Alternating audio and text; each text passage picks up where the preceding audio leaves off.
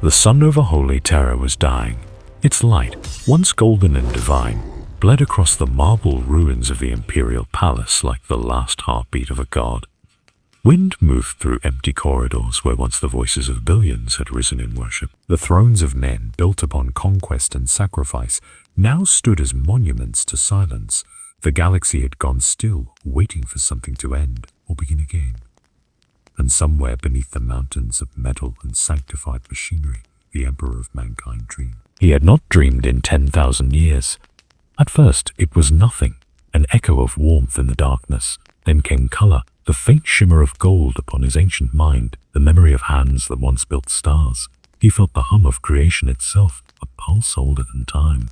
But with it came a voice he had buried so deep it should have been impossible to hear again.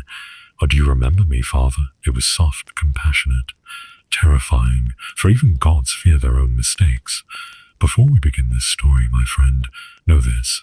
We speak of the end of empires and the quiet pain of eternity. And yet we truly love and care for you, the one who listens. You who carries your own silent battles deserve rest. Before we descend into this tragic dream, tell us, where in the world are you watching from and what time is it there? Now, let us begin." The dream took shape. The Emperor stood upon a plain of ash and starlight, surrounded by the bones of his own empire. Every world he had conquered burned as a memory across the horizon, ghostly cities flickering like dying embers. Above him, the constellations rearranged into the faces of his sons, Sanguinius, Horus, Guilliman, all of them fading into the dark, and beyond them, something else, something brighter. A figure walked toward him through the storm. Not in armor, but in light. The form of a man, sculpted from radiance and sorrow. The Emperor felt his heart seize, though he had long forgotten what hearts were meant to do. "It cannot be," he whispered. "I destroyed you." The figure smiled. "You buried me," it said, "and in your mercy you called it justice." The words struck deeper than any blade, for he remembered now the forbidden act, the experiment he had sworn no one would ever know. Before the Primarchs, before the legions, before the Great Crusade itself, there had been another, a creation made not for war, but for peace, the Auric Sun. The Emperor had forged him in an age of quiet ambition, when he still believed humanity could be guided without bloodshed. The Sun was meant to be his equal in mind, his better in spirit, a being of light, empathy, and truth. But compassion had proved a more dangerous weapon than any bolter. The Sun had questioned the Emperor's purpose, had seen cruelty in his control, fear in his divinity, and so the Emperor, unable to destroy what he loved, had hidden the truth. He had unmade the memory, erased it from history, sealed it behind the psychic vaults of his own consciousness. Until now, "You are not real," the Emperor said, turning away from the vision. "You are a spectre of regret, nothing more." The sun's reflection rippled in the void. Then, why does your heart still burn when I speak? The Emperor's gaze hardened. "Because I remember the day I killed you." The world around them shifted. The plain of ash became the throne room, cracked, broken, consumed by rust and sorrow. The golden throne itself loomed behind him, no longer a seat of power but a cage. He saw himself as he was now, withered, godlike, chained to the machinery of eternity. And still the light of the sun remained pure, untouched by time. "You built a paradise of obedience," the sun said, "and called it salvation. I built order from chaos," the Emperor replied. "You sought to undo it with mercy." Silence stretched between them. The sun stepped forward, eyes like dying suns. "You once told me that humanity must be united beneath a single will. But tell me, what is left to unite? Your empire is dust, your sons are dead, your worshippers devour one another in your name. Was this your dream?" The Emperor turned away, his voice almost breaking. "The dreams are for mortals." "Then why?" the sun whispered. "Do you still have them?" The question echoed through the void, tearing through the illusions of eternity. The Emperor felt the dream collapse around him, the ashes rising into golden fire. He saw the galaxy anew, not as ruler, but as witness. The wars, the endless suffering, the blind devotion to a name that had long ceased to mean hope. He saw himself, not as God, but as man, and in that fleeting clarity he realized the truth. The second dream was not a memory, it was a summoning. Something in the warp had stirred. Something old, something waiting. The sun's essence, long entombed in psychic silence, was calling to him again, not with vengeance, but with sorrow. You cannot bury what was born of your own light, the voice whispered as the dream began to fade. I am your echo, Father. I am the part of you that remembers. The Emperor's eyes opened upon the throne. The dim golden glow of the astronomican flickered for a moment, like a dying heartbeat.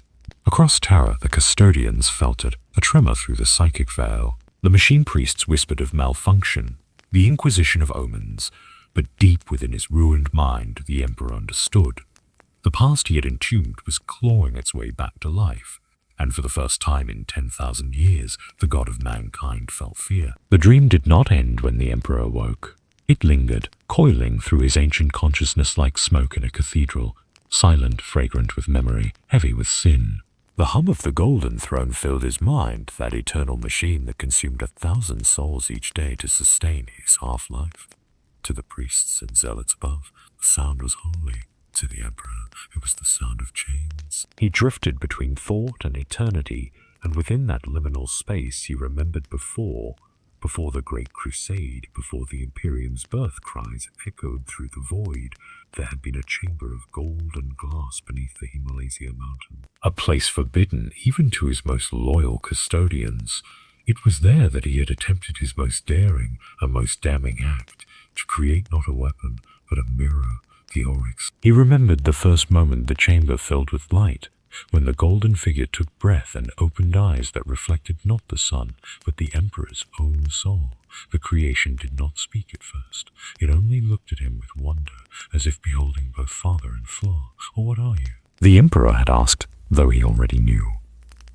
The being smiled, not with arrogance, but with serenity. To become, that answer had pleased him once. Now it haunted him. In those early centuries, the Auric Sun had walked beside him in the hidden halls of Terra, unrecorded in any chronicle. The Emperor taught him the languages of the old earth, the forgotten philosophies of unity and reason. The Sun listened with reverence, but his questions were gentle knives. If humanity is to be free, he once asked, why must it kneel? Because freedom without order is death, the Emperor replied. And order without freedom? The Emperor had turned away, unable to answer. The Sun had been different from the Primarchs to come, and he bore no hunger for conquest, no thirst for glory. He loved humanity as one might love a fragile flame, tenderly, fearfully, as though every breath might extinguish it. That love would be his undoing, and the Emperor's. As centuries passed, whispers began to stir among the hidden scholars who served beneath the imperial palace. They spoke of a luminous presence that visited them in the night, offering comfort to the weary and hope to the dying. They called him the gentle light, the gentle light. The Emperor forbade such talk, but whispers have a way of surviving edict. The Sun's message spread in silence. Humanity does not need a god to save it, only the courage to be kind. At first, the Emperor tolerated it, the small heresies of a dreamer, but the Great Crusade loomed. The age of diplomacy had ended. Humanity needed unity, not mercy. He gathered his armies, forged his legions, and prepared to sweep across the stars. The Sun watched in silence as the first fleets departed, their hulls shining with the Emperor's sigil. "Oh, Father," he said one night, "you are about to conquer the heavens. But what will you bring to them? Peace or chains?" The Emperor did not answer. He feared that if he did, he would hear the truth in his own voice. When the first worlds fell beneath the imperial banners, the Sun vanished from the Emperor's side. First, the absence was a relief. Then it became a wound. Reports reached him of unexplainable events. Planetary governors refusing to enslave conquered populations, Astartes laying down arms to spare civilians, priests preaching a faith of compassion rather than fear. The Emperor recognized the mark of his creation in every rebellion. The Auric Sun was spreading a quiet revolution through the very empire meant to perfect mankind. He did not fight the Emperor's will, he softened it. His words reached the hearts of warriors, and his mercy infected legions more thoroughly than corruption ever could. To some, he was a saint. To others, a threat greater than chaos itself, and in his golden tower, the Emperor felt the first sting of doubt. Had he truly made the Sun in his image, or had he created something more, a being purer, wiser, and unburdened by ambition? He watched from afar as his creation stood upon the steps of an alien citadel, surrounded by soldiers who had once slaughtered at his command. The Sun spoke to them, not of conquest, but of absolution. To rule the stars, the Sun declared, is not to own them, it is to protect what you can never possess. The transmission was brief, cut off by the Emperor's order, but those words lingered through the warp, echoing like prophecy. The Council of Terror demanded answers. The custodians whispered of a being who resembled the Emperor himself, moving among mortals without his sanction. The Mechanicum priests demanded to know if this a reflection was divine or false. And so the Emperor, with silent fury, descended into the vaults of his own creation to end what he had once called his greatest hope. He found the chamber dark, save for the single presence waiting within it. I warned you, the sun said softly. You cannot build perfection upon obedience. And I warned you, the Emperor replied. That doubt breeds ruin. The sun approached him, unarmed, glowing faintly in the dark. Then let me bear that ruin, father. Let me go. But the Emperor could not. To let him go would be to admit failure, to face the truth that mercy could succeed where his iron will had not. His silence was his verdict, and for the first time the Auric sun bowed his head, not in worship, but in grief. He will not let me go, he whispered. Then you will have to forget me. Are all free. The Emperor reached out, not to strike, but to touch his creation's face. For an instant he felt warmth, humanity. Then the light vanished. The sun's essence dissolved into the psychic ether scattered into the warp like ash. No record of him would remain. No priest would speak his name. The vaults of memory were sealed. The Emperor returned to the surface that night, his face as unmoving as the stone statues that lined his halls. To his council he said only, there was no second creation. But as he ascended the steps of the throne, he felt something deep within his immortal heart, a faint pulse, a flicker of sorrow that refused to die. And in the quiet between each breath of eternity, a voice still lingered, just beyond hearing. You will dream of me again. In the hidden vaults of the Emperor's mind, the memory unfolded like a wound reopening. Time had no meaning there, only echoes remained, whispers of gold and grief. And through that psychic haze, he saw the moment when creation first breathed. It began not with thunder, but with silence. The laboratory beneath the Himalaya mountains was unlike any other. No mortal hand had built it. It was carved by thought and bound with light, a sanctum where even the laws of physics bent in reverence. The Emperor stood alone, surrounded by the hum of proto-life, by machines older than history, by dreams too vast for God. Upon a pedestal of radiant glass lay the vessel, a form sculpted not of flesh, but of living energy, golden and soft, as if light itself were trying to remember how to be human. He called it the Auric Project. He did not seek a sun that day, he sought completion. For even perfection, he had learned, is lonely. He extended his hand toward the luminous shell. Warp energy surged through him, pure, cold, and infinite. His will shaped it, forged it, breathed into it the essence of unity. A soul was kindled, not born, but woven. The chamber brightened until even the Emperor had to close his eyes. When the light faded, the being stood before him, tall, serene, eyes like liquid sunlight. There was no fear in those eyes, only recognition. Father, the figure said, as though he had always known the word. The Emperor hesitated. Oyo? Father. It was not a title he had chosen, but the name felt right, even necessary. He had designed the Auric sun without flaw, intellect unbounded, empathy uncorruptly written into his essence. He would be the Emperor's mirror, the one who would carry mankind's spirit when the wars were done. Not a general, but a philosopher. Not a destroyer, but a redeemer. For centuries they worked side by side in secret. The sun learned swiftly, absorbing knowledge like a flame consumes air. He was fascinated by humanity, by the imperfections the Emperor sought to correct. He would walk among the laborers who built the early citadels, asking their names, listening to their fears. To the sun, humanity's weakness was its beauty. They break, he said once, watching a mason fall to exhaustion. And yet they still rise. Is that not divinity, Father? Divinity's control, the Emperor replied. It is the power to end the cycle of breaking. Then perhaps, the sun said softly, we should learn to endure, not to rule. Not to rule? The Emperor said nothing. But in his heart, a shadow stirred. As the decades turned, the sun began to change. He grew not in body, but in belief. He spoke less of conquest and more of coexistence. He questioned the Emperor's need for obedience. You built the Primarchs, he said one night, as they stood beneath the vault of stars. You gave them fragments of yourself, yet you demand worship, not understanding. Why? Because I am what they cannot comprehend, the emperor replied coldly. Then teach them comprehension, the sun urged. Not fear. The emperor turned away. A fear binds, faith endures. Sun's voice softened, almost pleading. So does love. That word. Love echoed in the emperor's mind long after. It was not a word of conquest. It was not part of the lexicon of gods. And yet, it burned more deeply than any weapon. The auric sun began to gather disciples, philosophers, engineers, psychers who believed there was more to the Imperium than war. He taught them to see light in others, to value life not as a resource but as sanctity. It was a rebellion, but a quiet one, clothed in mercy. When the emperor discovered this, he did not rage. Rage was beneath him, but he felt something far worse, disappointment. He summoned the sun to his private sanctum. The air trembled between them. You were to be my legacy, the emperor said. The emperor said, Not my adversary. I am neither, the sun replied. I am what remains of your dream before ambition killed it. That was the moment the emperor first feared him, not for his power, but for his purity. The sun's faith in compassion was a weapon sharper than any blade. It undermined everything the Imperium was built upon. It questioned divinity itself. If the galaxy must kneel to survive, the sun said, then survival is not worth the cost. The emperor's silence was answer enough. Years passed. The Great Crusade began, and the auric sun was erased from all records. His name was never spoken again. Yet among the lost colonies and forgotten outposts, rumors persisted of a golden wanderer who healed the wounded, who spoke of a father who once dreamed of peace.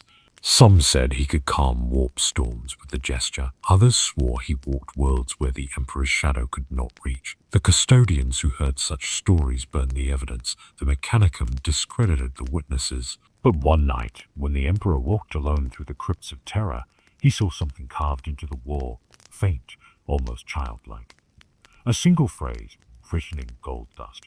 To rule without love is to destroy what you meant to say. The emperor erased it with his hand, but the words had already taken root in his mind, and so he chose to end it. He descended into the void of the psychic vault, the place where his greatest errors slept. There, upon a dais of light, the auric sun waited. He did not fight. He did not fight. You came to kill me, he said gently, to correct what I have done. And when I am gone, what will remain? The emperor hesitated. The sun smiled as though pitying him. You will forget me, the sun said, but I will not forget you. A single gesture, a surge of power that made light itself. The sun's body dissolved into golden dust, scattered through the warp like the remnants of a broken dream. The chamber dimmed. The emperor stood alone. He sealed the vault forever.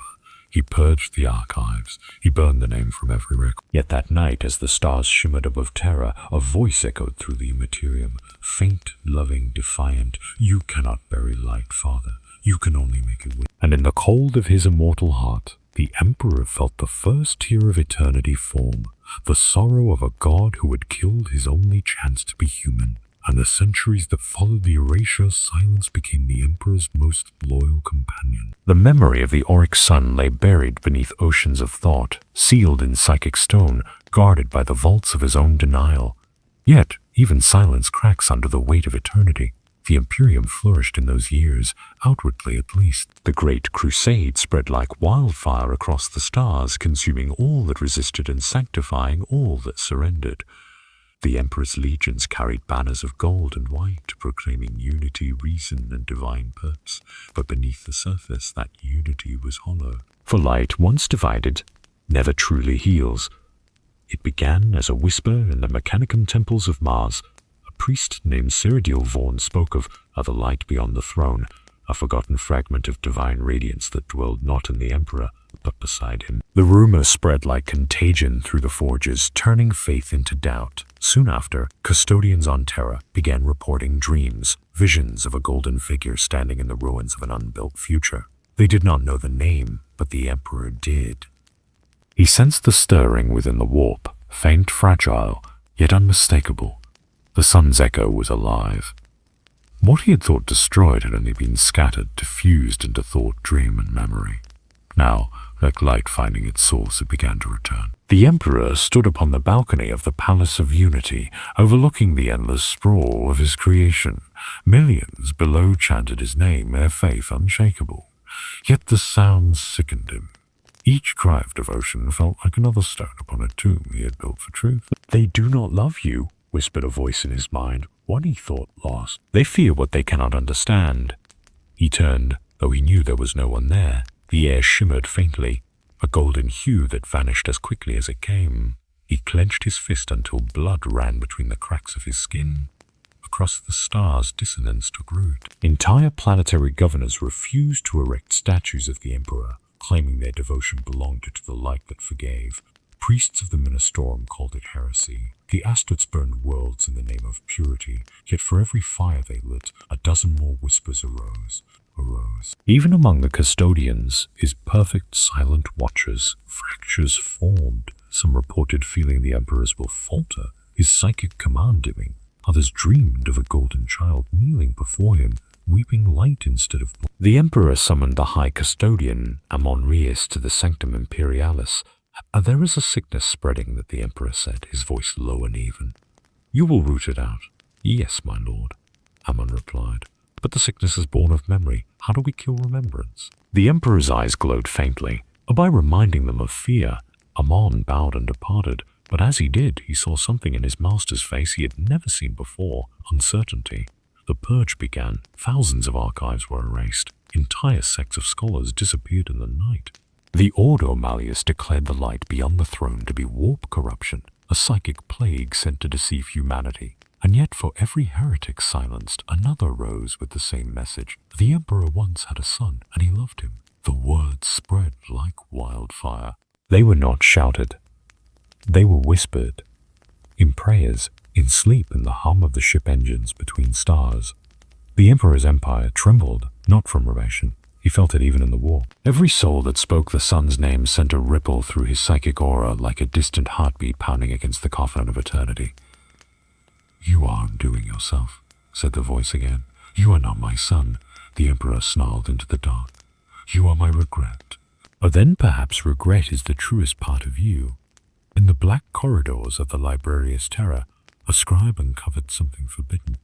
A fragment of an old transmission sealed beneath layers of encryption. It was a recording, centuries old, depicting a figure of radiant gold speaking to a small crowd. The voice was gentle, calm, unmistakably human. "To rule is not to command," it said. "It is to serve what is greater than yourself. Even gods must kneel before truth." The scribe wept as he listened. The next day he was found dead, his mind burned out by psychic fire. But the message had already spread across the noosphere. The words appeared in dreams, in binary prayers, even in the whispers of dying psychics who saw visions of the golden ghost. The schism of light had begun. In the years that followed, the Emperor's empire began to fracture under the weight of faith itself. The Adeptus Mechanicus split into silent factions. Some continued their worship of the Omnissiah as the Emperor, while others began to speak of a second divinity, the Auric Spirit, the Redeemer of the Machine. The custodians, bound by duty, tried to maintain control. But among them, one began to question. His name was Valerian Kale. Kale dreamed of the light every night, a voice calling him by name, showing him worlds untouched by tyranny, where men lived free of fear. At first he dismissed it as heresy, but the dreams persisted. He went before the Emperor one day, trembling beneath the throne's golden radiance. "My lord," he said quietly, "the light speaks. A silence. It speaks of peace. Be peace." The Emperor thundered. "Is the lie that precedes decay." The chamber fell still. Kale knelt and bowed, but the seed was planted. He had seen compassion in that dream, and he had seen the Emperor's wrath. One could not exist without the other. From that moment, the Emperor knew. The sun was not dead. He had become an idea woven into the fabric of mankind's consciousness. No war could kill it. No decree could silence it. The light he had buried had returned to judge him. And though he ruled a million worlds, the Emperor of mankind felt smaller than ever. A god standing before his own reflection, unable to decide which of them was more human. He turned his gaze toward the dying sun over Terra, once golden, now faint and red. "The same color as blood. You were right," he whispered to the void. "The mercy endures longer than fear." The wind carried the words away, scattering them into the endless night, far across the galaxy. 1,000 dreamers woke at once, whispering the same phrase, without knowing why. The light was awakening again. There were no banners when the war began, no declarations, no fleets burning across the stars. The first blows were struck in whispers, words erased, memories rewritten, prayers silenced before they could take shape. It was a war fought not for territory, but for truth. The Emperor called it the cleansing of shadows. History would later name it what it truly was, the Silent War. The custodian Valerian Kale walked alone through the archive sanctum beneath the imperial palace. The corridors were lined with golden walls, etched with 10,000 years of false victories. Statues of the Emperor towered over him, unblinking eternal. But Kale had begun to see cracks, not in the stone, but in the story itself. He had once believed that the Emperor's rule was flawless, that obedience was purity, and that purity was salvation. But the dreams had changed him. Every night, the same vision returned, a golden figure standing in a storm of ash, reaching out its hand and saying, "Remember." Kale had tried to resist. He had prayed, trained, purged himself with sacred rites. Still, the light found him. It called him not with command, but with compassion. And compassion, he realized, was something the Imperium had long forgotten. He entered the forbidden vault, where sealed data crypts lined the walls like tombs, and the walls like tombs. The air was thick with static, the hum of ancient lies. Using his custodian code, he unlocked the deepest chamber. Within it, behind layers of psychic wards, he found it, a holographic imprint glowing faintly in gold, a recording. All beyond measure, he activated it. A figure appeared, tall, radiant, not the Emperor, but close. The same golden light that haunted his dreams flooded the chamber. The voice spoke softly, like the first breath after silence. "If you hear this," the figure said, "then the truth has survived in you. I am not your god, and I am not your enemy. I am what you once hoped to become. Remember that love is not weakness. It is the highest form of will." Kale fell to his knees. His heart felt like fire and ice all at once. He knew this voice. Every custodian knew it, though none would admit it aloud. The legend they had buried, the name they had forgotten. The sun, the Oryx sun. For weeks after that discovery, Kale spoke to no one. He performed his duties in silence, guarding the golden throne while the priests chanted their endless hymns. But beneath his helm, his thoughts were no longer loyal. They were searching. He began to notice others. Custodians who hesitated during prayer, who looked away when the Emperor's name was spoken. Some confessed to him in whispers, their voices trembling. "I dreamed of light. He called me by name. He forgave me." And so it began, not rebellion. A gathering of the faithful who believed that the Emperor's truest act of divinity was not his power, but his regret. They met in the shadowed halls beneath the palace, where gold gave way to stone. They called themselves the Luminants. Their purpose was not to overthrow, but to restore, to find the fragments of the truth erased from history. They studied the sun's words, tracing them through corrupted data vaults, forgotten inscriptions, and the psychic echoes buried in the warp. But what began as devotion soon became infection. The warp listened. Every prayer they whispered in secret drew its attention, not to their bodies, but to their dreams. And through those dreams, something began to move, a consciousness, radiant and wounded, pressing against the walls of reality like a soul trying to return home. The Emperor felt it instantly. On the throne, his ruined body shuddered. The Astronomicon flickered for a moment, dimming across the galaxy. Thousands of navigators screamed as golden light flooded their vision. In that moment, the Emperor saw him, if only for a heartbeat. The sun stood before him, not as a man, but as light coalesced into memory. The same serene expression, the same sorrowful calm. "You can feel it," the sun said. "The dream waking. You should not exist," the Emperor whispered. "Then why did you dream of me again?" The vision shattered, but its echo lingered. Across the warp, the sun's fragmented essence stirred. He was neither alive nor dead. A memory with consciousness, a thought with will. His reawakening rippled through the minds of men and machine alike. Everywhere people began to dream of light. The Inquisition acted quickly. The Luminants were hunted without mercy. Cities burned beneath the silent sky of terror. Kale watched as his brothers, those who had followed the voice, were executed one by one. Their last words were prayers, not to the Emperor, but to the sun. "He forgives you," one whispered before his death. Kale could not bear it. He fled into the vaults, carrying the last surviving archive of the Oryx sun, the golden recording he had found. The custodians pursued him, but the vault's psychic wards turned against them, sealing Kale inside. For days he wandered through darkness lit only by the holographic glow of the sun's image. His faith, once iron, now cracked under the weight of revelation. "Why did he destroy you?" Cale asked the recording. And though the figure was only a memory, Cale swore it answered. Because he feared what he could never become. Outside, the Imperium waged its invisible war. Preachers denounced the heretic of light. Librarians erased entire histories. The name Oryxon became a curse, but in the warp, something luminous gathered strength. The dreams multiplied. Worlds far beyond terror saw visions of a golden figure walking across the stars, his hands outstretched in forgiveness. Entire populations awoke in tears, murmuring the same words. "He is coming back." And on the throne, the Emperor wept, though no one saw it, though no one believed he could. For he knew the truth. This war was one he could never win, not with blades, not with faith, not even with eternity. Because the sun was not a man anymore. He was an idea. And ideas once born do not die. The vaults beneath Terra trembled, not from battle or bombardment, but from memory, awakening after 10,000 years of silence. Valerian Cale wandered through the darkness, the air thick with dust and echoes. He had fled here weeks ago, a hunted heretic among the Emperor's most loyal. His golden armor was cracked, his blade dulled by despair. He no longer sought survival, he sought understanding. Above him, the Imperium burned in silence. The silent war had spread across the stars. Entire sects of priests and soldiers were vanishing in the night, swallowed by a war that left no bodies. Only absence, only forgetting. And yet within the warp something grew bright. Cale felt it, the pulse of that light, gentle but unstoppable, calling him deeper into the crypts where the Emperor once walked as a man. The same golden glow haunted his dreams, whispering words too soft for fear. "Come to me," he obeyed. The vault opened into a vast chamber of black marble, its walls etched with words long arrayed. At its center stood a mirror, ancient, cracked, and luminous from within. It was not glass, but psionic matter, a reflection that reached beyond space and time. Cale approached it trembling. He saw himself, and behind that reflection, a figure of pure light standing with the serenity of eternity. "You are not him," Cale whispered. "No," the figure replied.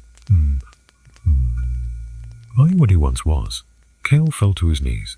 The sun, the being, regarded him with eyes of radiant sorrow. "Our names do not matter here, only truth. Well, why do you speak to me?" Cale asked, voice trembling. "Because you remember," the sun answered. "Because you have not yet forgotten what mercy feels like." The words pierced Cale like a blade. Mercy, the one virtue purged from the Imperium's heart. To forgive was treason, to feel was weakness, to question was death. "You must tell me," Cale said. "Why did he destroy you?" The sun turned away. "Because he loved me, and love for him became unbearable." Far above, the Emperor stirred upon the golden throne. The astronomican flickered again, faint, uncertain. His mind reached into the immaterium, following the psychic tremors that emanated from the vaults below. He knew that signature, that presence, the impossible warmth that had haunted his dreams. "You cannot return." Yet through the warp, the voice answered. "You call me back." The Emperor rose within his mind's prison, his psychic form towering above the galaxy. Across the void, he saw the faint golden shimmer of the sun's essence taking shape within the warp, a consciousness reforging itself from fragments of faith, memory, and light. The Emperor unleashed a thought like thunder. "You were erased." The sun's reply came not as defiance, but as compassion. "You cannot erase what was born from your soul." The Emperor's fury shook the world. Stars fled. The ghosts of lost Primarchs cried out in pain. Yet beneath the rage was something deeper, fear. For the first time in millennia, the master of mankind felt the limits of his own divinity. In the vault, Cale felt the air change. The light before him darkened, folding inward. The mirror. Through the fractures he saw visions. The Emperor, radiant and terrible, striding across the ages. The Oryxon kneeling before him. And the moment of their parting, he saw the truth. The Emperor had not destroyed his creation. He had sealed him, bound his consciousness within the warp, but buried beneath psychic layers so vast that even gods forgot their own sins. But faith had undone the seal. Every prayer, every whisper, every act of compassion had given the sun shape again, and now mercy was rising. "What do you want from me?" Cale asked. "Not worship," the sun said. "Understanding." The light reached for him, not as command but invitation. "You carry the Emperor's will in your blood. You are the bridge between what he is and what he could have been. Tell him the truth. Tell him I forgive him. I might forgive him. Cale hesitated. He will not listen. He must, for both our sakes. The light dimmed, retreating into the mirror until only Cale's reflection remained. He felt its warmth fade, replaced by the cold weight of duty, but something within him had changed. For the first time, he did not fear the Emperor. Moments later, the custodians found him. Dozens of golden warriors surrounded the vault, their blades drawn, their eyes cold. At their head stood Amidst, the High Custodian himself. Fallen, Amon said. I know, Cale replied quietly. I have remembered. He reached into his armor and withdrew a small crystal, the data fragment containing the sun's voice. The custodians raised their weapons, but Cale did not flinch. He activated the crystal, and the chamber filled with the same gentle radiance that had haunted him for weeks. The sun's voice filled the air. My brothers of gold, you were made to protect, not to enslave. The throne you guard is not a god, but a man who once loved too much and too poorly. I forgive him. Can you? The custodians froze. For a moment, silence reigned. Some lowered their blades. Others trembled. Tears shimmered in eyes that had never known weakness. But Amon stepped forward, his face twisted with conflict. A mercy is treason, he said. Then treason, Cale whispered, is the last sacred act. He turned the blade inward, a flash of gold and crimson. Cale fell, his body collapsing beneath the light, but his final breath carried the sun's message into the air. He forgives you. The crystal shattered. Light exploded through the vault, washing over the custodians like dawn breaking upon a dead world. When it faded, they were changed. Not free, not redeemed, but uncertain, and uncertainty in the Imperium was the seed of rebellion. Far above, the Emperor felt Cale's death. A flicker of golden flame snuffed out within his domain. But the echo remained, reverberating through the warp like the tolling of a bell. The sun's voice lingered, gentle as ever. I forgive you. The Emperor bowed his head. For the first time in 10,000 years, the master of mankind. Across the Immaterium, a tremor rippled, soft as breath, vast as eternity. It moved through the warp like a sigh through sleeping gods, carrying with it warmth that had no place in that sea of nightmares. For 10,000 years, the warp had known only hunger, rage, and madness. Now it knew something alien. It knew forgiveness. The echo of the auric sun had awakened. He did not rise as a body, for his body had long been reduced to stardust and memory.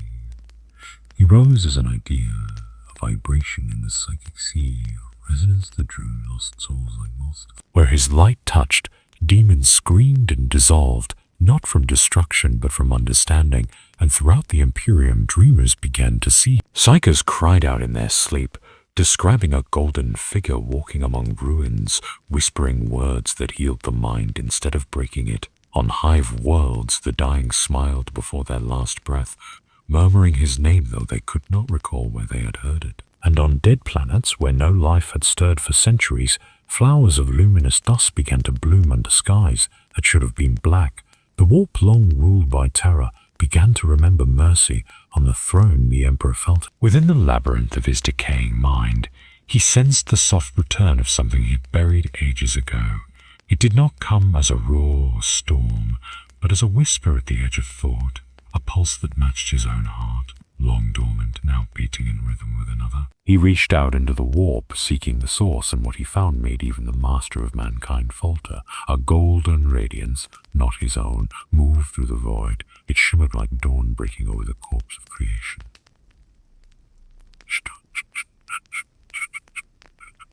The sun had returned, not in rebellion, but in compassion. You bound me to silence. The voice spoke gently across the void. But silence cannot hold love forever.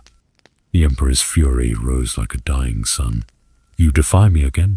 No, father, I can complete you. The words struck like lightning through the warp. The Emperor recoiled. He had faced gods, demons, and traitors without fear, yet these words, spoken without malice, unmade him more deeply than any weapon could. For the first time since his ascension, he realized the truth. He had not killed the sun to preserve his empire. He had done it to preserve himself. On Terra, chaos unfolded beneath that revelation.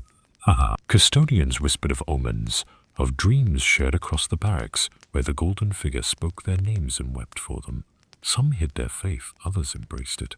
The Inquisition declared a new heresy, the cult of the Second Light. Pilgrims flooded the shrines of the ecclesiarchy, not to worship the Emperor, but to pray for his redemption. Priests burned them alive in the streets, yet the dying turned their faces to the flames and smiled, whispering, "He will forgive you too." The flames spread, not as rebellion, but as revelation.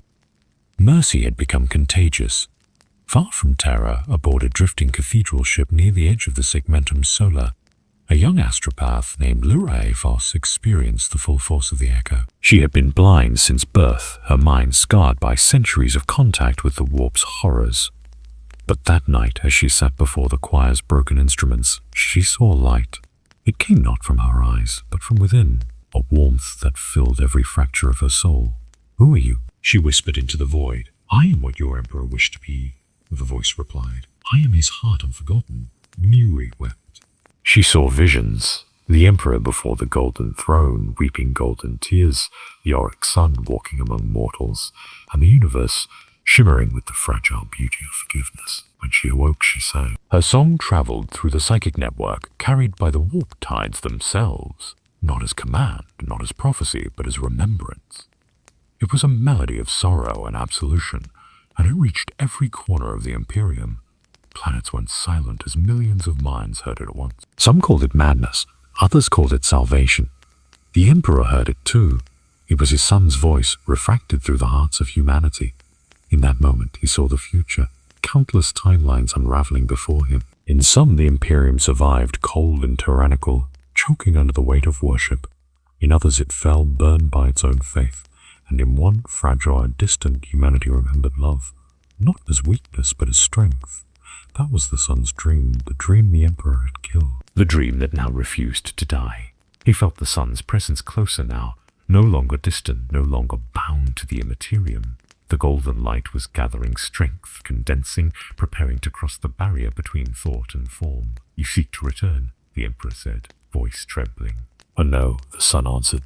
"I seek to forgive." The throne groaned beneath the Emperor's body. The astronomer flared with unstable light. Across the galaxy, Psyche screamed as the veil between reality and memory began to thin. The Emperor, desperate, reached out with his mind, a force that could unmake stars, and hurled it toward the golden presence. "You will not undo what I built," the son's voice was soft. "Then why do you still dream of me?" The question shattered him. He saw himself again as he once was, a man, not a god, a dreamer, not a ruler. He saw the faces of his sons, the worlds he had broken, the love he had buried beneath empire and eternity. And in that instant the Emperor of mankind wept not for what he had lost, but for what he had become. And far beyond the throne, in the heart of the war, the auric sun opened his eyes fully for the first time in 10,000 years. Around him, the immaterium trembled with the light of redemption. He looked toward the galaxy, his father's creation, and whispered into the storm, "I'm coming home. Valerian Kale was dead." At least that was what the custodian archives recorded, erased, condemned, forgotten. But death in the Imperium was rarely an ending. Sometimes it was the beginning of remembrance. In the shadow of the golden throne, where the light never truly reached, a ripple remained, the echo of Kale's final thought. It lived in the psychic dust, in the resonance of his armor, in the whispers of his dying words, "He forgives you." The custodians heard it in their dreams. At first they dismissed it as fatigue, a trick of sleepless devotion. But the whisper grew. It spread among them like infection, threading through their minds, patient and kind. It was not command, it was invitation. And in that quiet rebellion of the soul, one man began to remember. Aman Reyes, high custodian of the Emperor's Guard, had stood before the golden throne longer than most mortals had lived entire lifetime. He had seen the Emperor silent and motionless, a god entombed in gold and agony. He had killed in his name without hesitation, but now hesitation found him. Every time he looked upon the Emperor's withered body, he felt something he had not felt in millennia. Pity. Yet it clung to him like a shadow that would not disperse. When he closed his eyes, he saw Kale's death again, the golden light, the words, the forgiveness. He heard the son's voice echo through his dreams. "You were made to protect, not to imprison." He tried to silence it. He trained harder, meditated longer, and repeated the mantras of obedience until they tasted like dust. But the light always returned. It would not be forgotten. One night, Ammon descended into the lower crypts, guided by something he could not. The air grew colder as he moved deeper. Through halls of abandoned archives, through vaults where knowledge older than the Imperium lay sealed behind sigils of dread, he passed the chamber where Kale had died. The air still shimmered faintly with residual energy, as if mercy itself had left a scar upon reality. There, among the broken stones, Ammon found a fragment, shard of crystal, glowing faintly gold. It pulsed once when he touched it. The voice came again. Ammon Rias, he froze. You are not real. I am as real as regret. The shard brightened, filling the chamber with a soft, holy radiance. Within it, a face formed, serene, compassionate, familiar, the Auric sun. Why do you haunt me? Ammon demanded. What do you want from me? Nothing, the sun replied. I only wish you to see what he cannot. Ammon stepped back, his hand trembling on his weapon. He served the master of mankind. I am bound to his will. Then tell me, the sun asked gently, whose will is it that chains him to that throne? His or yours? The question struck like a blade of light. For the first time, Ammon had no answer. The crystal pulsed again, and Ammon's mind was pulled inward. He saw visions, memories that were not his own. He saw the Emperor, long before the wars, walking across a field of stars with another beside him, the sun radiant and gentle. He saw laughter, warmth, and the moment it all fractured into sorrow. He witnessed the binding, the burial, the silence. When the vision ended, Ammon fell to his knees. He loved you, he whispered. He still does, the sun said. Oh, but he no longer remembers how. Tears burned in Ammon's eyes. Then why return? Why forgive him after all he's done? The sun smiled, a sad, endless smile, because that is what he made me for. Ammon rose, clutching the fragment to his chest. His heart warred against duty. The Emperor had given him purpose, identity, eternity. But the sun offered him something even greater. Choice, he realized, was what the Imperium had lost. For days Ammon wrestled with the revelation. He stood before the throne, watching the Emperor's decaying form, and wondered if the god he served was still capable of hearing prayers. He began to notice things others ignored. The tremors in the Astronomicon, the flickering of the psychic conduits, the faint glow that sometimes pulsed from the Emperor's eyes when no one else was watching. He understood then. The Emperor was not silent. He was listening. And somewhere within that silence, the sun's voice called to him. When Ammon finally spoke, it was not in defiance but in devotion. He knelt before the throne and whispered, My lord, he has returned. The air grew heavy. The lights. A hum filled the chamber, low, mournful like the sound of a dying star. Then through the darkness a single voice replied, I know. The Emperor's voice was distant but weak. Ammon's breath caught in his throat. You had not heard that voice since the birth of the Imperium. He seeks you, Ammon said softly. He wishes peace. The Emperor's tone cracked, part rage, part sorrow. There is no peace in eternity. There is only the price of it. Then why do you still dream of him? Silence. Long, endless. Then the Emperor whispered, I cannot stop. Ammon bowed his head. For the first time he saw his God not as infinite, but as wounded. And in that fragility, he found faith anew. Not the faith of blind obedience, but of compassion. When he left the throne room, he carried the crystal hidden within his armor. He would not speak of what had passed. But as he walked among his brothers, he looked into their eyes and saw the same uncertainty he felt, the same quiet awakening. The custodians began to remember, not their orders, not their wars, but their humanity. And as they remembered, a new light stirred across the warp, faint but growing. The sun's essence fed on it, drawing strength from every act of mercy, every forgotten prayer, every heart that dared to doubt. In the depths of eternity, compassion was becoming power, and power, born of love, was returning to challenge a god. There was no sound when the rebellion began. No banners, no speeches, no thunder of warships crossing the void. It began instead in silence, the kind that lives within prayers, the kind that grows when truth is remembered.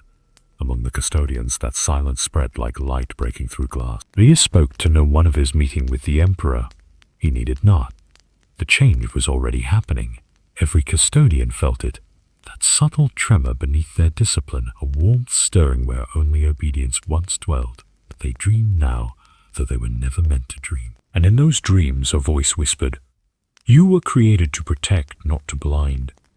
The Emperor's guardians began to question what it meant to serve. The first to fall was Custodian Dorulven. He was found kneeling before the shattered statue of Saint Kefarian, his blade laid at its base. When questioned, he answered not with heresy, but truth. I guard his throne, he said, but not his heart. He was executed within the hour, yet 3 days later, 5 more refused to take the oath of obedience. They too were silenced, but their deaths did not end the contagion. It spread faster than before. By the month's end, half the custodian guard were seeing visions. Some claimed to hear the sun's voice in the hum of the throne's machinery. Others saw golden light flickering in the emperor's open eyes. The palace began to fracture from within. In the outer sanctum, where administratum scribes filed the endless decrees of the Imperium, words began to vanish. Whole passages from the Codex Imperialis disappeared overnight, rewritten by invisible hands. Sermons praised the emperor's wrath, now spoke of his sorrow. The Inquisition intervened. Orders were sent to purge the anointed silence, as the growing movement was now called. But the agents sent to execute the orders never returned. They joined instead, for they too had dreamed. Far beyond Terra, in the void near the Segmentum Pacificus, warp storms began to shift. Their red maelstroms softened to gold. Ships passing through reported voices singing without words, as though the galaxy itself had begun to hum. Some captains wept and fell to their knees. Others went mad, claiming they saw a second sun blooming in the warp, radiant, sorrowful, infinite. The Imperium tried to explain it away. But explanations do not stop revelation. Everywhere the same phenomenon repeated. Psychers dreaming of light, mortals hearing forgiveness, and among the custodians a growing sense of unbearable clarity. Amonres could no longer remain. He gathered a small group of his brothers beneath the palace, those who had not yet been broken or silent. They met in the crypt where Valerian Kale had fallen, the chamber now glimmering faintly with residual gold. We were taught that obedience is perfection, Amon said quietly, but obedience without purpose is decay. We were made to protect mankind, not to blind it. Custodian Sarek leaned forward, whispering, "And what are we now, brother? Protectors or prisoners?" Amon looked toward the ceiling, as though seeing through the stone, through the world, toward the throne itself. "Perhaps both," he said. "But we have a choice now, to remain in silence or to give it voice." No one answered. None needed to, for the golden light had already begun to gather between them, coalescing in the shape of something human, something divine. The sun's essence manifested, faint but undeniable. "You meet, brothers," it said, its voice soft as the first dawn. "The Father's cage is built of love twisted by fear. To free him, you must break what he made sacred." Sarek bowed his head. "We cannot defy." "You do not defy," the sun replied. "You remember." But it was enough. The following day, the rebellion of silence became real. Without order, without battle cries, without the noise of war, the custodians simply stopped. They stood before the throne and laid down their spears. They removed their helms and faced the withered form of the emperor, not as servants, but as sons. The ecclesiarch screamed heresy. The Inquisition raised its weapons, but the custodians did not move. Amon stepped forward, his voice calm. "My lord, we will no longer kill in your name. If you wish us destroyed, then destroy us yourself." The chamber shook. The throne blazed with golden light. Priests fell to their knees, shielding their eyes. A sound filled the air, not thunder, not wrath. The emperor opened his eyes. "Why?" Because mercy is stronger than command. The emperor's face was unreadable. His voice, when it came, was neither divine nor mortal. "He speaks through you." "Yes," Amon whispered, "and through all of us who remember him." The silence stretched deeper than space itself. Then a single tear fell from the emperor's eye, not of blood, but of light. Outside, across the galaxy, the astronomicon flared. Its blinding beam dimmed for the first time in 10,000 years, replaced by a golden shimmer pulsed gently like a heartbeat. Warp storms parted. Planets long lost to madness felt the warmth of sunlight through clouds of decay. But not all rejoiced. The High Lords of Terror declared the custodians traitors. The ecclesiarchy called it the Second Heresy. Orders were sent to purge the palace. Yet as the armies gathered, they found the gates open unguarded. Inside there was no war, only silence, vast, infinite, holy. The custodians stood unarmed. The priests lowered their weapons, for in that silence they too heard the same voice. "You are forgiven." And though they did not understand, they wept, Far in the warp, the Auric sun looked toward Terra, his form radiant and vast. The rebellion had begun not with hatred, but with love, and love was something even the gods could not destroy. He whispered into the tide of eternity, "Our Father, they remember us." And somewhere within the throne, the Emperor's reply came faintly, barely audible, yet unmistakable. "Then I am not alone. For 10,000 years, the Emperor had been still." He had watched eternity unfold through eyes that could no longer close. His empire had become both monument and mausoleum, a kingdom of faith built upon the bones of reason. But now, for the first time in an age, he dreamed while awake. The dreams were not of conquest, nor of the Great Crusade. The Great Crusade. They were of light, golden, soft, familiar. The sun's presence lingered in the air like incense, filling every fracture of his dying consciousness. And beneath him, the world trembled. The rebellion of silence had spread beyond Terra. Across the segmentum solar, fleets halted in orbit, waiting for orders that never came. Vox channels filled not with commands, but with quiet hymns. Entire battalions knelt in their warships, heads bowed, whispering a single name, the Auric sun. On Mars, the Mechanicum's forges burned with new color, not red, but gold. The Omniscience priests proclaimed a nearer than hunger. Some wept, believing they had touched the true divinity emperor, once promised but had long withheld. Everywhere the same message spread. He is awake. Amun-Re stood at the foot of the golden throne. Around him, hundreds of custodians waited unarmed, faces bare. The emperor's light had begun to flicker erratically, bathing the chamber in waves of brilliance and shadow. "He sees us," Amun whispered. The words rippled through the hall, carried by awe and fear alike. The custodians knelt. The air grew heavy, alive with presence. Then came the voice. It was not thunder, nor divine decree. It was weary, soft, almost human. "Why did you stop obeying?" Amun dared to raise his eyes.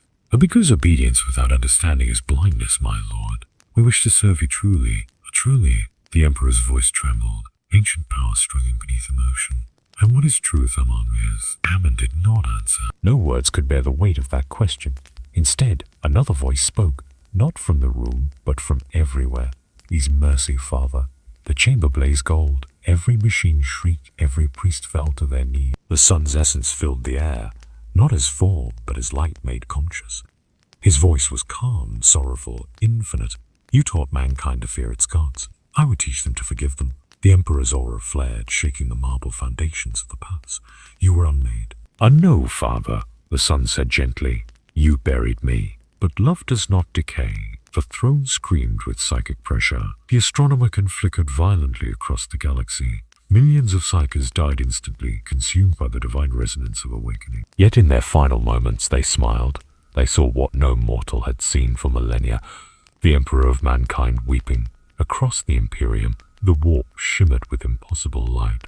Demons howled as entire realms dissolved into peace, a concept too alien for their existence. The Chaos Gods stirred uneasily, their endless laughter faltering. Something ancient was changing the fabric of their realm, an emotion older than hate, stronger than fear. Forgiveness. Within the throne room, the Emperor rose. The custodians watched in awe as the armor of gold cracked and fell away, revealing a body both decayed and divine.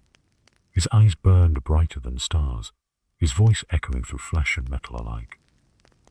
"You would undo all I have built," he thundered. "Did you not see the cost of compassion?" "It weakens. It invites ruin." "No," the sun's voice answered from the golden light surrounding him. "It redeems." The two powers collided, will against mercy, divinity against humanity. The air rippled with psychic storms. Reality itself trembled. The custodians were thrown to their knees, blood streaming from their eyes, yet none fled. They watched gods argue not over power but over purpose. "You would have mankind live without guidance," the Emperor roared. "I would have them live without chains." The Emperor raised his hand, light burning from his palm, the same light that had once forged stars and slain gods. But before he could strike, he saw the reflection within the sun's radiance, his own face, not the God King, not the master of mankind, but the man who had dreamed of peace long before he forgot what peace was. "You are me," he whispered. "The part you cast away," the sun replied. "The dream you killed to build your empire." The throne cracked beneath the weight of revelation. The Emperor staggered, his will faltering. Around him the custodians wept openly. The High Lords, watching from afar through psychic relay, fell silent, for they understood what they were witnessing. The Emperor was not fighting his son. He was fighting himself. Amon rose, voice trembling. My lord, if he is you, then to destroy him would be to destroy yourself. The Emperor looked into his custodian, and for the first time his eyes held no wrath, only exhaustion. Perhaps that is what must happen, he said softly. Perhaps I was never meant to endure. The sun's light dimmed, gentle as a hand upon his shoulder. Endure not as ruler, he said, but as memory. Let the dream end, father. Let mankind choose. The Emperor fell silent. The throne pulsed, its machinery screaming as it strained to contain the psychic storm building within him. Then, slowly, he nodded. Golden light erupted, filling the palace, the skies, the entire planet. Every soul on Terra felt it. The union of two wills, two dreams, merging into one final act of grace. Across the galaxy, warp storms calmed. Stars long thought dead flickered alive. For a moment, the Imperium felt peace. And then, just as suddenly, the light vanished. When the brilliance faded, the golden throne stood empty. Hammon approached, trembling. The body was gone. Only a faint shimmer remained. The echo of warmth, the whisper of a dream fulfilled. Do not mourn. The voice came from ever and nowhere. Vianayawon. The Emperor sleeps and the dream continues. The custodians bowed their heads. Outside, the sun over Terra shone brighter than it had in 10,000 years. The Emperor of mankind had awakened, not to rule, but to rest. The light that consumed Terra did not fade. It lingered, alive, radiant, defiant. For a heartbeat of eternity, the galaxy stood in stillness, drenched in gold. Then, as if reality itself gasped, the balance began to tilt. Emperor was gone from the throne, but he was not dead. Neither was the sun. Their merging had not ended the conflict. It had changed its form. The galaxy now stood between two halves of the same being, one of light, one of shadow, each struggling for dominion over the same soul. And that war was not fought in the material. It was waged within the warp itself. At first, the signs were beautiful. Psychers across 1,000 worlds saw visions of golden dawns, of peace made real. The Astronomicon pulsed steady and warm, guiding fleets without fail. For a brief moment, the Imperium dared to hope.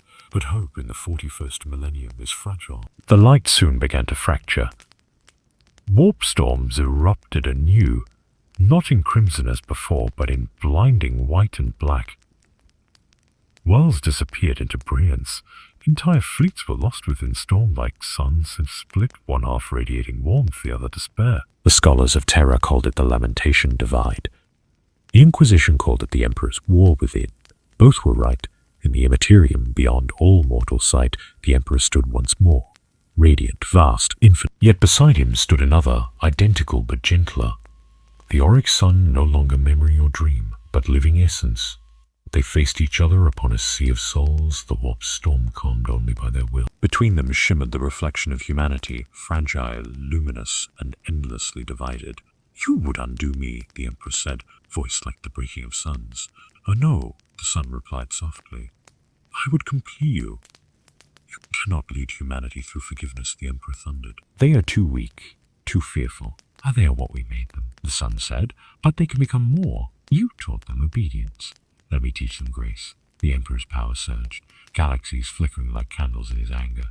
Yet the sun did not fight. He only spread his light wider, encompassing the shadows with compassion rather than destruction. The clash that followed was not battle. It was belief made war.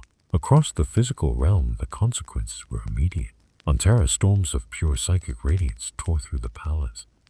The custodians fell to their knees, overwhelmed by visions. Some saw the Emperor as a god of wrath, burning away the unworthy. Others saw him as a father, embracing even the damned. The same entity seen through two different truths, armies divided not by loyalty but by interpretation. The Legion of Flame marched under banners of the old faith, purity through domination, survival through obedience. The Order of the Auric Light rose to meet them, warriors who fought not to kill but to awaken.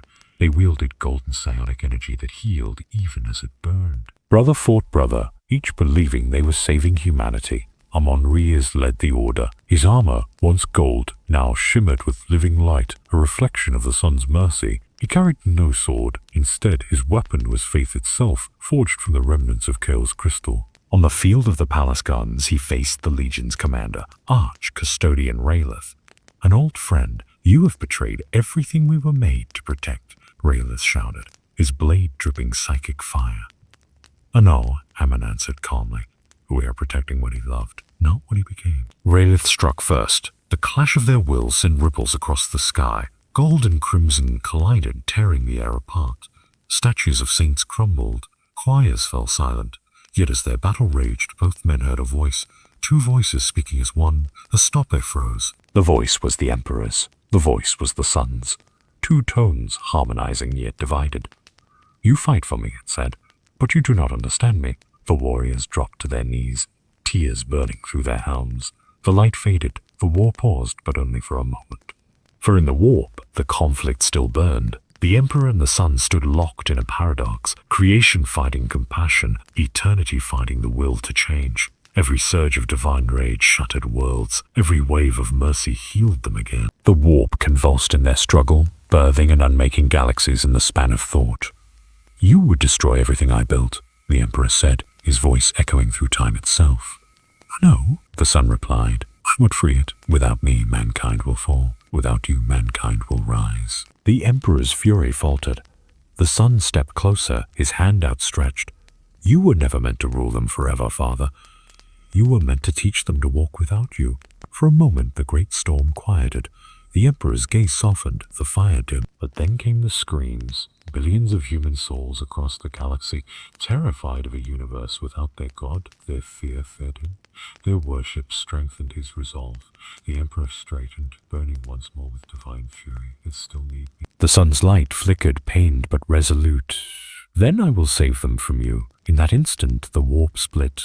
One half burned with the Emperor's wrath, endless fire, control and dominion. The other shone with the Sun's mercy, freedom, forgiveness and sorrow. The two halves collided, and the warp itself screamed. Across the galaxy, every psyker saw it. Two suns, one golden, one white, orbiting each other in eternal struggle. The war of light and shadow had begun. It was not a war of victory, it was a war of meaning. And in its heart, the Emperor whispered through the storm, his voice trembling between defiance and grief. I made you to save them, then let me do what you could not. The cosmos trembled. The light and the shadow became one endless horizon, a battle that was not for dominion, but for redemption. Verde. The fate of the Imperium would be decided not by war, but by which truth humanity chose to believe. The throne of terror was never meant to move. It was the still heart of an empire that demanded silence, obedience, and eternity. Yet now, for the first time in 10,000 years, it shuddered. Not from battle, but from awakening. The war of light and shadow raged unseen through the warp, but its tremors reached the material realm. The great machinery that sustained the Emperor groaned like a dying god. Gulp cracked. Wires screamed. The astronomican flickered in the heavens, pulsing like a failing heartbeat.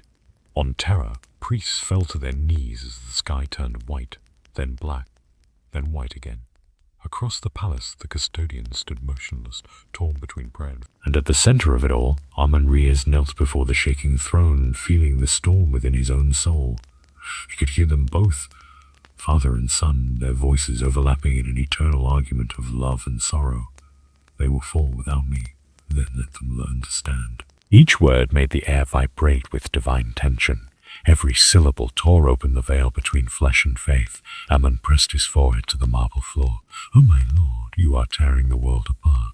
No, the voices replied together. The world is tearing itself apart, deciding which of us it remembers. The Emperor's palace became a battlefield of belief. The Legion of Flame had fortified the upper levels, guarding what remained of the ecclesiarchs and the High Lords. They declared that the Emperor's true divinity had returned, wrathful, unyielding, ready to purge impurity. They believed the golden light in the heavens was proof of his judgment. Below, the Order of the Auric Light prayed not for conquest, but for mercy. They carried Kale's words like scripture, whispering them before battle. Mercy is not surrender.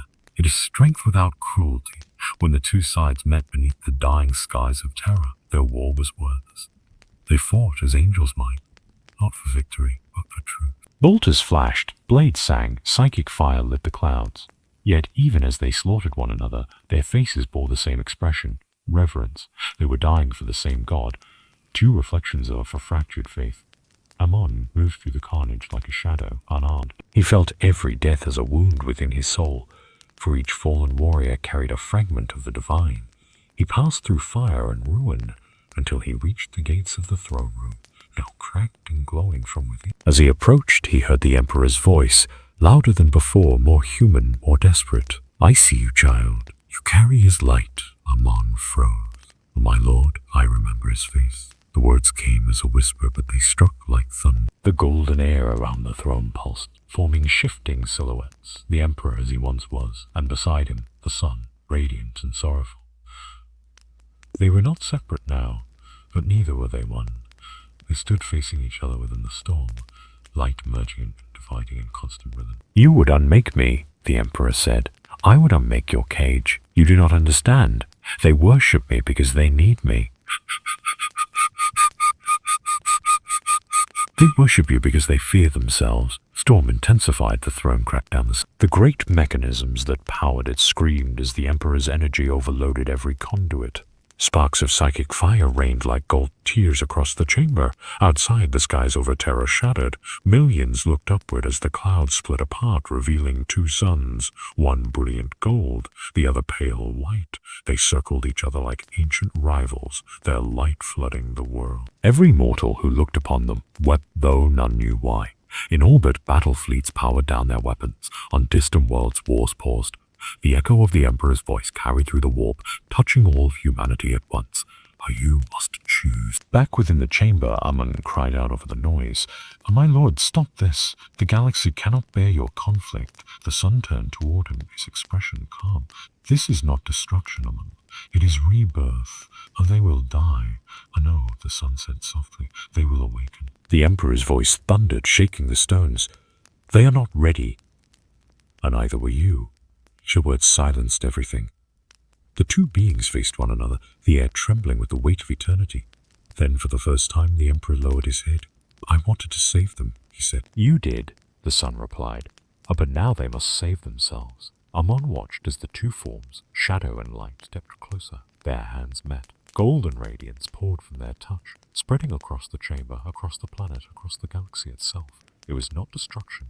It was fusion. The Emperor and the sun began to merge completely, two aspects of the same being resolving into harmony. As the light intensified, Amon felt his body dissolve into warmth. He heard millions of voices singing, not in fear, but in peace. He saw the faces of Kale, of fallen brothers, of mortals who had never known mercy, all smiling as if finally understood. Then, in the center of the light, he saw the Emperor as he once had been, human, radiant, flawed, kind. The sun stood beside him, not separate, not lesser. Together they spoke with one voice. "The time of gods has ended. The time of man begins." The throne shattered. The palace collapsed into light. The storm consumed everything, metal, stone, memory, gold remained. When the brilliance faded, the golden throne was empty once more. Amon awoke upon the marble steps, his armor scorched but intact. The air was calm. The war outside had ceased. No banners flew, no hymns were sung. The custodians stood in silence, gazing at the empty seat, and above them the sky burned with one sun, not gold, not white, but both. Amon fell to his knees, whispering the words that had become the Imperium's first honest prayer in 10,000 years. "He is free." And from the quiet beyond the stars, a voice answered, gentle, infinite, and content. "So are you." The light that had consumed terror was gone, leaving only stillness. For the first time in 10,000 years, the palace was quiet. Not the reverent hush of ritual, but the fragile silence of an empire holding its breath. The golden throne lay in ruin, cracked and hollow. Its divine occupant vanished. The galaxy waited for a god who would never return. And yet, in the absence of that god, something new began to stir. Across the stars, the warp storms that had once raged like wounded beasts calmed into golden haze. Demons screamed as their dominions collapsed into peace. The astronomicon flickered, not extinguished but transformed, pulsing softly like a living heart. The Emperor was gone from the throne, but his presence was everywhere, not his command, not his divinity, but his memory. On Terra, Amon-Ra stood at the foot of the shattered dais. His armor was cracked, his once immortal body trembling under the weight of what he had witnessed. All around him, custodians stood in silence. The scent of ash and sanctified oil lingered in the air. They did not know what to do. For 10 millennia, obedience had been their language. Now there were no orders left to follow. Aemon knelt, running his gauntleted hand over the cold marble of the throne. Beneath the surface, he felt warmth, faint, steady, like a dying ember that refused to fade. "You are still here," he whispered. A voice answered, not from the air, but from within his soul, and not as before. It was both the Emperor and the Sun, two tones woven into one, neither commanding nor pleading, only understanding. "What are you now?" Amon asked. "I'm a dream made whole, a promise kept." "And what of us?" "You are what we leave behind." Outside the ruined palace, the dawn rose over Terra. But it was not gold. It was white, pale and pure, washing over the spires of humanity's cradle. For the first time in centuries, sunlight reached the lower hives.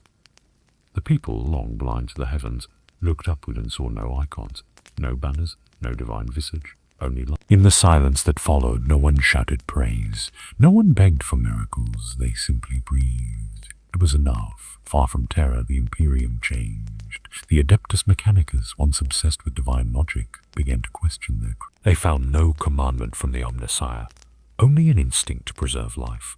Their machines hummed softer, guided by compassion instead of worship. The Inquisition fractured. Some sought to rebuild the old order, to crown a new god. Others turned inward, speaking of atonement rather than control. They called themselves the keepers of the quiet flame. Even the Astartes, those immortal sons of war, began to change. On a distant world in the eastern fringe, a chapter once known as the Iron Swords laid down their arms. Their Primaris captain burned their heraldry, declaring, "We were meant to defend mankind, not enslave it." The galaxy began to heal. Slowly, painfully, beautifully, but not all could accept it. On the shattered plains of Luna, remnants of the ecclesiarchy gathered around the corpse of faith. They screamed that the Emperor had abandoned them. Their prayers turned bitter, their psalms hateful. They saw the new light as blasphemy, the silence as death. In their desperation, they created a new god, a god of wrath, vengeance, and purity. They named it the Throne Reclaimed. Their temples spread like infection, promising certainty to those who could not bear ambiguity. The cycle began anew. Humanity, even freed, still yearned for chains. The Emperor's dream, even fulfilled, demanded struggle. Amon-Riaz watched from the palace balcony as the sun ascended fully over the horizon. His brothers stood behind him, uncertain. "Do we rebuild?" one asked. "Do we continue to rule?" asked another. Bon turned, his eyes weary but bright. "No, we remember." He walked among them, touching each shoulder in turn. The gesture of a father, not a commander. "We were made to protect mankind. We will do so still, but not by command. By choice." They bowed their heads, not in worship but in respect. As he passed through the shattered gates, Amon felt the warmth return, faint but constant, a whisper in his mind. "You lead them well. I only follow the light you left, and then the light endures." He smiled faintly. "And if they forget again, then they will dream again." That is what it means to be human. Elsewhere within the warp's heart, the Emperor's essence, now unified with the sun, drifted through the golden currents of eternity, no longer God, no longer ruler, but witness. He looked upon the galaxy not with judgment, but with wonder. Worlds that had known nothing but blood now shimmered with fragile peace. He saw humanity's cruelty and beauty intertwined, as it had always been. "They will fall again," the sun's voice whispered beside him. "I know," he answered, "but they will rise again too. But they will rise again." They stood together, father and son. Two lights merged into one eternal horizon. "You do regret it?" the sun asked. "And I understand it now." What was the lesson? That to love creation is to let it go. And for the first time in all of history, the Emperor, no longer divine, no longer chained, smiled. On Terra, the people began to tell a story. Not of conquest, not of divinity, but of a god who chose to become a man again, and in doing so gave humanity back to itself.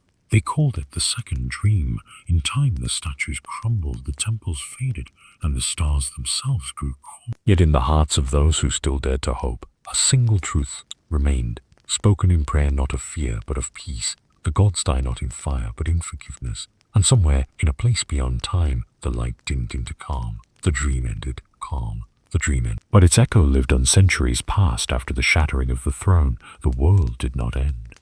The stars did not die. Humanity did what it had always done, endured, but the galaxy that emerged from the light was no longer the same.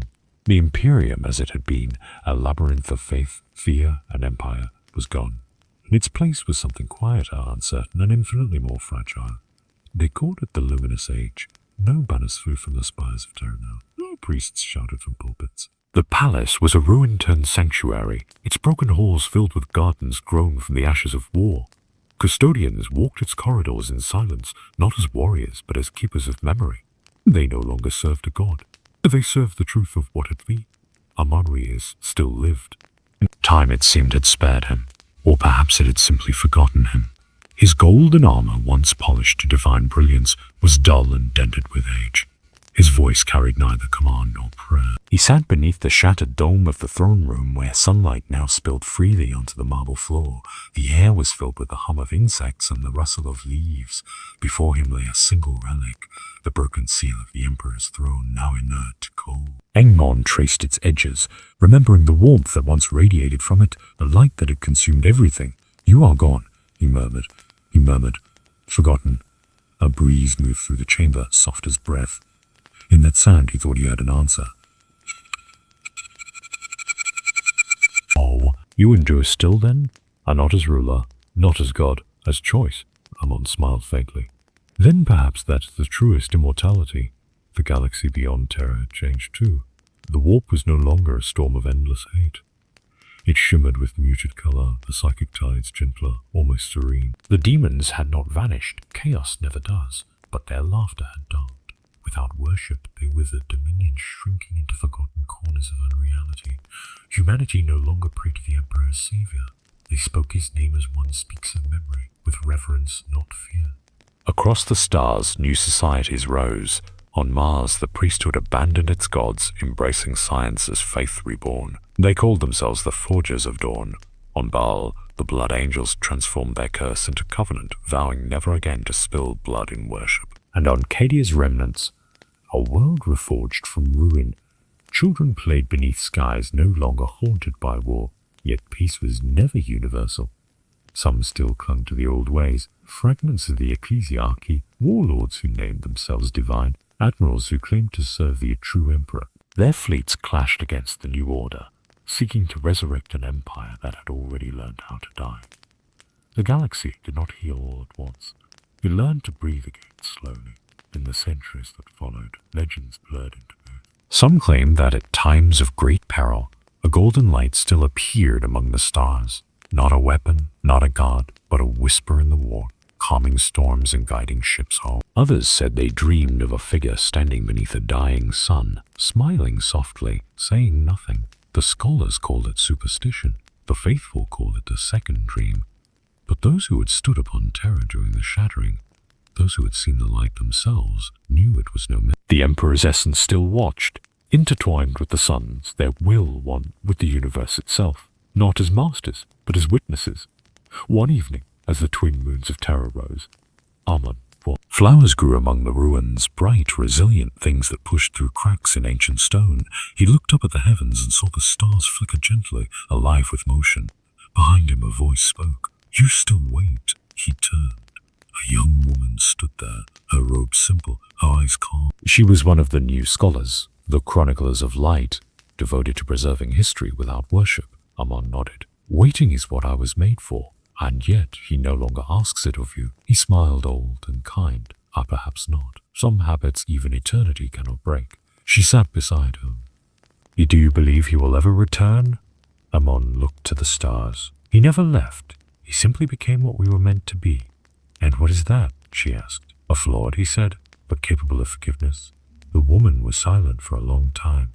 Then she whispered, "Sometimes I dream of both of them, standing together." Amon closed his eyes, listening to the breeze move through the trees. Then the dream still lives. Guard it well. That night, as the world slept, Amon stood upon the highest tower of the ruined palace. The wind howled around him, carrying echoes of hymns long. He raised his gaze to the heavens, where a faint shimmer crossed the sky, a ribbon of gold and white entwined. For a moment he felt them both, the father and the son, watching not as guards, but as kin to all who struggled below. "We did our best," Amon was, and from the wind came the faintest reply, "And that is enough." When dawn came, the first rays of sunlight struck the broken throne. It glowed softly, as if remembering what it once was. No emperor sat upon it. No press filled its air, only peace. The people of Terra gathered that day in the gardens, not to worship but to sing, not hymns of conquest but songs of gratitude. Their voices carried through the ruins, echoing among the marble pillars, rising into the sky. And in the warp beyond, the light that had once been two hearts merged into one shimmered faintly, like the last breath of a dream refusing to fade. The galaxy moved, the galaxy slept beneath a sky reborn. No longer did the stars bleed red with war, no longer did the warp scream with hunger. There was silence now, not the silence of death, but of peace, a fragile, trembling peace, carried like a candle through the ruins of eternity. On Terra, dawn rose golden white, washing the broken palace and the wind moved through the hollow corridors, whispering through shattered pillars and fallen banners. Once, these halls had echoed with command. Now they breathed. Aman-Riaz stood alone upon the terrace of the throne room, overlooking the gardens that had overtaken the ruin. He was ancient beyond measure, yet his spirit felt lighter than it ever had. Around him, the air shimmered faintly, the remnants of the divine presence that once filled the world. He had lived to see gods die, empires crumble, and humanity learn to walk without its chain. He had seen the Emperor fall and rise again, not as deity, but as dream. And now he felt the dream stirring once more. "You are quiet today," said a voice behind him.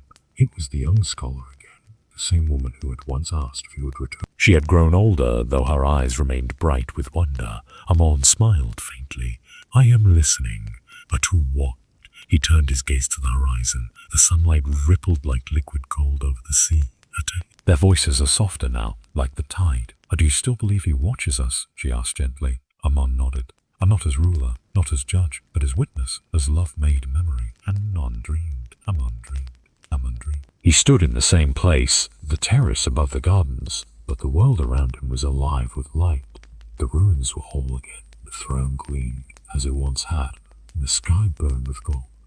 Yet there was no pain, no burden for the worship. A figure stood beside him, tall, radiant, human. The Emperor, and yet not. His armor was gone. His face was unscarred. The lines of agony were replaced with calm.